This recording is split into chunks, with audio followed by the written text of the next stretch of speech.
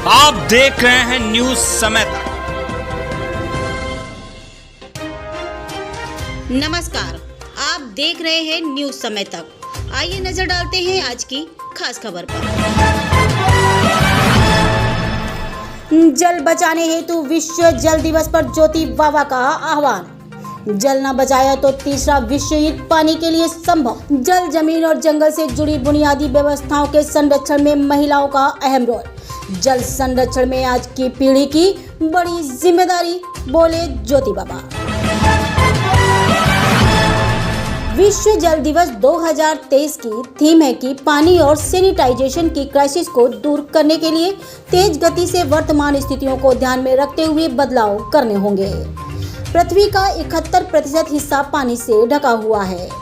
1.6% पानी जमीन के नीचे और 97% सागरों और महासागरों में है, जो पीने का काम नहीं आता। केवल 3% पानी ही पीने लायक है। विश्व जल दिवस का उद्देश्य दुनिया के सभी देशों में स्वच्छ और सुरक्षित जल को सभी लोगों तक पहुंचाने के साथ साथ जल के संरक्षण में भी ध्यान देना होगा। उपरोक्त बात नशा मुक्त समाज आंदोलन अभियान कौशल के तहत सोसाइटी योग ज्योति इंडिया के तत्वाधान में मिडास परिवार, नमो क्रांति फाउंडेशन, अनादि सेवा समिति के सहयोग से विश्व जल दिवस एवं चैत्र नवरात्रि के प्रथम दिन हिंदू नव वर्ष के अवसर पर आयोजित वेबिनार शीर्षक जल है तो कल है, जल ही जीवन है पर अंतर्राष्ट्रीय नशा मुक्त अभियान के प्रमुख नशा मुक्त समाज आंदोलन अभियान कौशल के national brand ambassador yoga guru ज्योति बाबा ने कही। ज्योति बाबा ने कहा कि भारत के पूर्व प्रधानमंत्री अटल बिहारी वाजपेयी ने भी एक बार अपने भाषण के दौरान लोगों को चेताते हुए कहा था कि ध्यान रहे, आग पानी में भी लगती है और कहीं ऐसा ना हो कि अगला विश्व युद्ध पानी के मसले पर हो। ज्योति बाबा ने आगे बताया कि संयुक्त राष्ट्र के छठे महासचिव बुतरस घाली ने करीब 3 दशक पहले ही ये कह दिया था कि अगर समय रहते इंसानों ने जल की महत्ता को नहीं समझा तो अगला विश्व युद्ध जल को लेकर होगा। ज्योति बाबा ने आगे कहा है कि 28 जुलाई 2010 को संयुक्त राष्ट्र ने जल को मानवाधिकार घोषित कर दिया था, परंतु आंकड़े बताते हैं कि स्वच्छ जल की अनुपलब्धता और दूषित जल के पीने से दुनिया भर में प्रतिदिन लगभग 2300 लोगों की मृत्यु हो जाती है। इसके अलावा दुनिया में 86% से अधिक बीमारियां दूषित और असुरक्षित पानी पीने से होती हैं। इनसे बचने का एकमात्र उपाय जल संरक्षण की भारतीय पुरातन पद्धतियों को पुनः जीवित करना होगा। मिडास परिवार के उपेंद्र मिश्रा व शैलेंद्र पांडे ने कहा कि आज समाज में विकास के नाम पर बड़ी बड़ी इमारतें बनाई जाती हैं, लगातार पेड़ काटे जा रहे हैं, उतने लगाए नहीं जा रहे, जल स्रोत सूखते जा रहे हैं, नदियों को कारखानों का कचरा दूषित कर रहा है, भूमिगत जल खिसकता जा रहा है। ये सब भविष्य के लिए खतरे की घंटी है। राष्ट्रीय भागवत आचार्य सुमित शास्त्री ने कहा है कि जल संरक्षण ये सुनिश्चित करने के लिए महत्वपूर्ण है कि आने वाली पीढ़ियों को स्वच्छ जल उपलब्ध हो।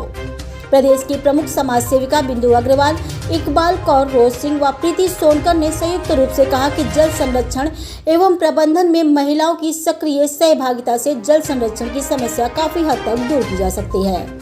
इतिहास की ज्यादातर सभ्यताओं ने जल और महिलाओं को जीवन का स्रोत माना है, इसीलिए महिलाओं को जल प्रबंधन एवं स्वच्छता संबंधी परियोजनाओं में 100% सफलता के लिए शामिल किया जाना आवश्यक है।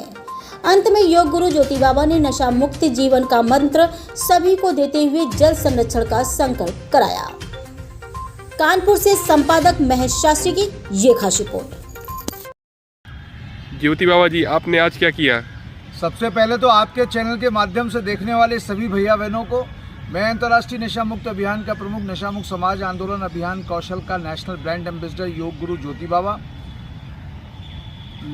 चैत्र की नवरात्रि और हिंदू नववर्ष की बहुत बहुत मंगल शुभकामनाएं। और आज विश्व जल दिवस भी है। विश्व जल दिवस पर हम लोगों ने एक वेबिनार का आयोजन किया, जिसके माध्यम से पूरे देश के लोगों को जल संरक्षण कैसे करें, जल कैसे बचाव करें, इसके बारे में हम लोगों ने चर्चा करी। जैसा कि हम लोग जानते हैं कि आज दुनिया में हर 60 सेकंड के अंदर 10 लाख पानी की बोतलों का इस्तेमाल हो रहा है।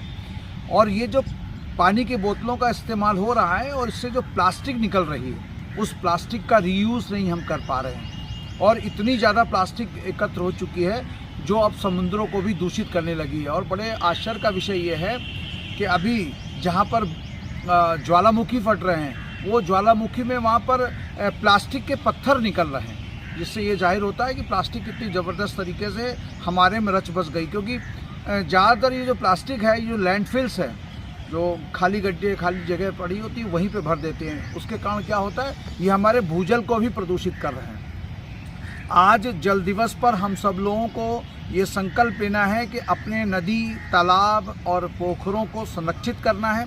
क्योंकि यदि नदी, तालाब, पोखर, ताल, तलैया जो हमारे गांव की एक सभ्यता होती थी, आज करीब करीब हर गांव में जो तालाब हैं वो करीब करीब विलोपन हो चुका है।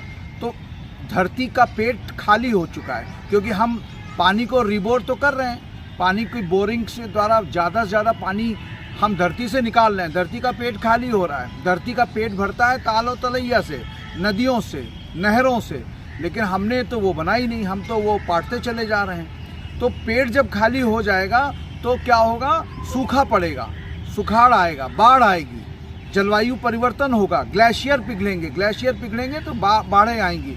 ग्लेशियर पिघलेंगे तो जो नदी की अविरलता है, निर्मलता है, वो नदी की निर्मलता और अविरलता को कहीं ना कहीं हम अवरुद्ध कर रहे हैं और नदियां आज प्रदूषित हो रही हैं। जैसे कि दिल्ली जैसे बड़े शहर में, जो कि देश की राजधानी है, जहाँ पे 2.80 करोड़ लोग रहते हैं, वहाँ की जो यमुना नदी है, मतलब कोई भी उस यमुना नदी में जाना नहीं चाहता है, वो एक नाले में परिवर्तित हो चुकी है।